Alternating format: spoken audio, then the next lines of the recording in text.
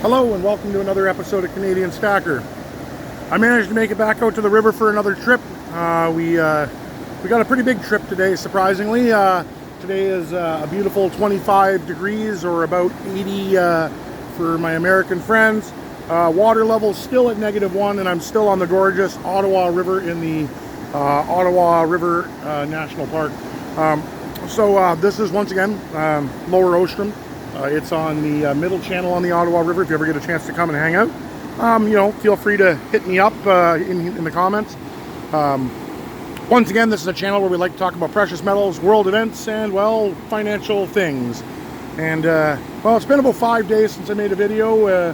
I was pretty busy with dealing with some problems with, well, what I do for a living there as a bus driver. So I had to get some stuff straightened up, squared away, and there's a lot more driving for myself this year than last year. I'm doing like 10-hour or 11-hour days, just driving and then all the prep stuff involved. So if the content is a little less frequent, I do apologize. I'm going to try to do 2 videos a week. I'm going to try to do a Saturday release and a Tuesday release every weekday, and then I'm going to try to do live streams at least once a month.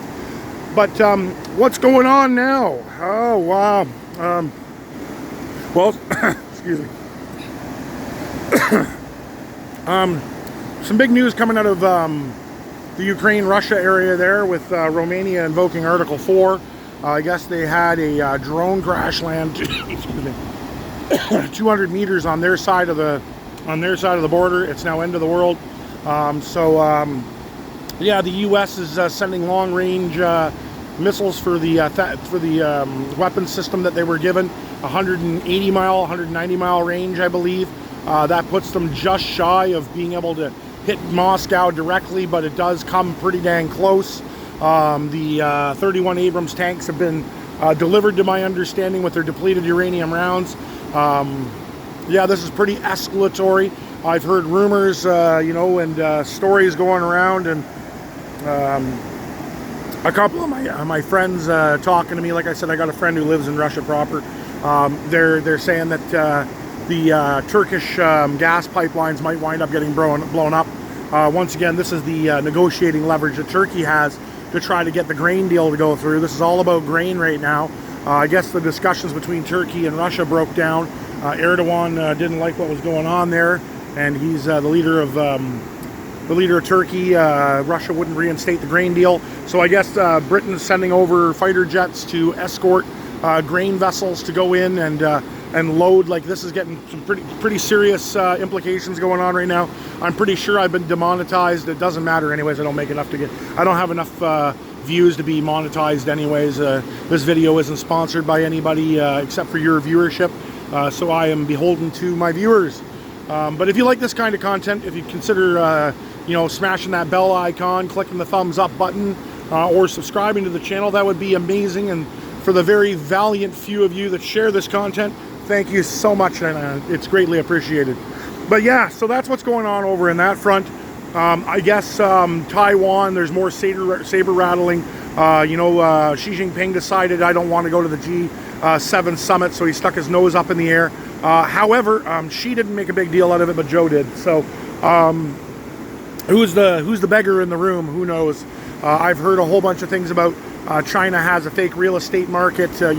We all know that, but I guess the rest of the Western world's waking up to the fact that there's more vacant buildings in China than anything else, entire ghost cities.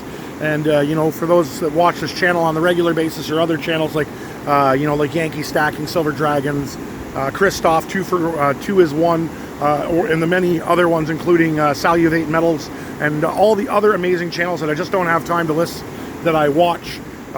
You guys know this stuff to be true, especially if you watch Chris Chappell on China Uncensored and America Uncensored. You know the shtick. So yeah, with that all being said, so I guess she's not showing up. He doesn't need the G7, so he's just not sending anyone. In financial markets, the China real estate implosion continues.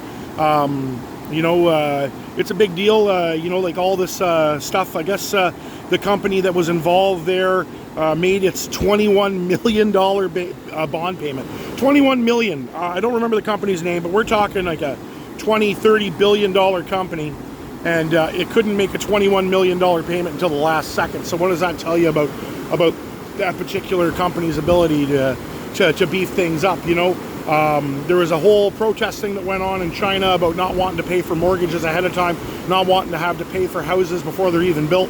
But that's what happens in China. Since you know, China's tightened up the markets over there, nobody's taking out loans, nobody's able to pay these developers, so they're going tits up because they can't get bonds bought in their companies. So yeah, that sounds kind of like par for the course of what's going on. I took a bug in the mouth, that's why I keep coughing. Apologize. But if we look at other stuff that's over here, we've got a bunch of banks. If you look at the stock market valuations on them, they're just plunging down. It's just a matter of time, I think, before we start seeing some regional banks cooking off. If you look at the like not everybody, but the Fed, the Bank of New York, Chicago. Wow, they're all talking. I'm gonna pause for a second. So yeah, the Bank of New York, Bank of Chicago, you know, the Fed, they're basically saying that regional banks are the problem. They're heavily underwater. But if you actually look at you know, who has stuff due up, the Fed's got stuff due up. The U.S. government's got stuff due up in the bond market. You know, you've got larger banks like J.P. Morgan. You know, like once again, bonds that are due up. Regionals are about 25% of what's going on. 75% is the stuff they're not talking about. And you know, the bond market wags the dog. So the stock market is completely disconnected from reality. It doesn't have anything to do with businesses. It's going up while people are getting laid off. Unemployment is rising now.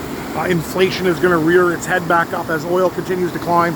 And like I said last weekend, is Russia going to cut between 250 and 350,000 barrels? They cut 300,000, bringing their total cut to 800,000, and Saudi Arabia agreed to continue their cut. So yeah, oil prices are going to continue to surge. The U.S. government's decided that at this $88, $86, $90 range, they're going to refill the strategic oil reserve. They said it was going to get to, I believe, under $70 is where they were going to fill it. Well, like I said in my first video on oil, they're cutting because they want to drive down prices, and this was for the midterm elections earlier. Turns out that he got his midterm wants, so he stopped draining the SDR. He's filling it. He wants pain, I think, in the economy. You know, he wants this pain to come forth and birth itself completely onto the scene. And inflation is going to just go absolutely jacked up. And this is going to wind up happening because as oil climbs, everything is shipped by oil. So, you know, everything from your rice to your apples to your cars to every single thing that's in probably your house, unless you made it yourself. And even if you bought seeds, more than likely, unless you grew those seeds and, you know, planted them the next year, they came on a truck too. So, you know, everything's shipped around by oil, tankers, trains, they all run on it. And as the price of that goes up, so does the price of consumer goods. Now, if we actually look at it, like I've said in previous videos, oil used to be much higher, like 120 USD a barrel back in 2011. Right now, fast forward 12 years later, you know, I think it was 2011, 2013, in that range. Fast forward, you know, 10 to 12 years later, oil prices are lower than they were then, and tax rates have gone up, inflation's gone up. So like I've said in previous videos, if we go from 88 to 120, you just do the math in your mental mind there, and you know, tack 40, 50% on at the pump. So if you're seeing a $4 gallon and you tack 40 on top, you're thinking you're talking $1.60 on top. So you're talking $5.50 to $6 a barrel minimum, and that's if oil gets to $1.20. And there are some shaky signs that they might go way higher. However, at this time, I see that the U.S. dollar has also started strengthening. So the Dixie's going up. It looks like a U.S. dollar rally. Usually when a rally starts, like Rafi Farber's pointed out, the rally goes for quite a while, like 5 to 8 months. So if the rally actually starts, we can see the dollar strengthen, and we can see things slow down for a little bit. you know, putting aside an escalation in Europe or an escalation with China, things could settle down until next spring. Hopefully that winds up transpiring, so we can all get a chance to work on our preps and our stacks a little bit more. So precious metal markets, what do I see going on there? Well, one of a couple scenarios are going to play out. So if the U.S. dollar strengthens, you know, I could see precious metals driving down on that, depending on if it strengthens faster than inflation.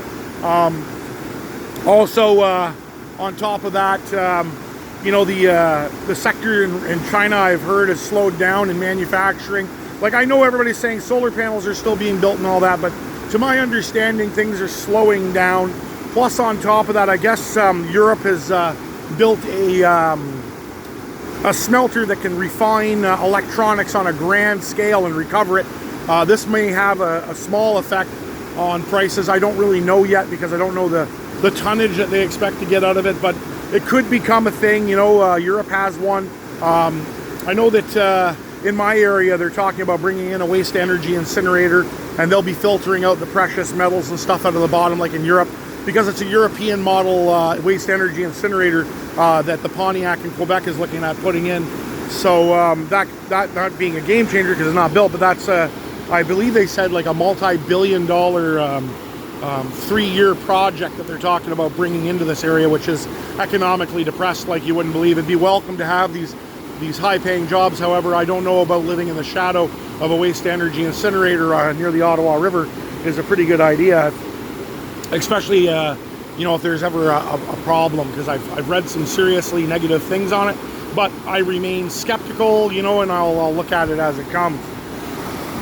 So yeah, so like I was saying, you know, I see silver, if the dollar rallies, going down, gold going down, maybe. So if it does, dollar cost average in, as always. Once again, I am not financial advice. I am just a dude down by the river trying to make some good content that people actually enjoy. So you know, like there's not too much else going on. Well, there's lots going on, but there's not too much else that I'm going to probably touch base on today. So this may be my last video here rafting. I'll probably come down here for hunting season in my spot behind me over here. You know, set up my trailer down here and do some hunting, because there is a vast forest behind me. You know, and on the drive in there was 3 deer, 1 buck, 2 doe that jumped across the road in front of my bus. So I know they're in here, and maybe it'll be something I'll get to talking about, you know. And oh yes, I almost forgot. I was watching Yankee Stacking yesterday, and he released a video on safe companies holding your safe locking codes from the factory install with a code that they have access to, so they can get into your vaults at home. So Yankee was giving the advice of peeling your serial numbers off of your safes, and you know, taking your own custody and phoning up your companies and telling them to delete your records. And if you're going in to buy a new safe or a new vault, basically tell them that you don't want them storing any of your information online and you want it deleted. Because I guess down in the US with a subpoena, they were able to, not a subpoena, a warrant for a property, they sent it into a safe company who gave them the PIN so they could get into their safe. So this literally means that your safe data is stored online. They say it's safely stored. I don't know what that means in this world.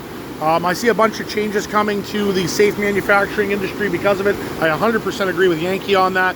But if you have a personal safe at your house, like I do, I already have done this. Mine's not electronic, but I peeled the code off the back and I changed the lock combination again on mine, just because, you know, you can never be too safe. Like, what's the worst thing that happens?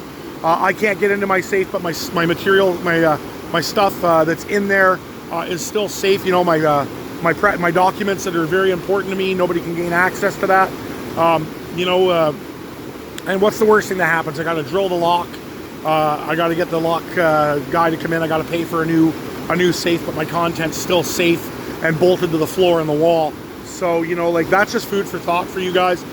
You know, and if you're really interested in hearing about that whole situation with the vaults and safes are sold, I would strongly suggest you go over to Yankee Stacking and watch his video on that he put out, I believe, yesterday, and then he put one out a week before on how to buy a safe. I'd suggest that you watch that because that was actually pretty decent content too. Yankee's been turning out some good stuff. So anyways, like I said, if you like this content, please consider giving it a thumbs up, liking, sharing, and don't forget to hit that bell notification.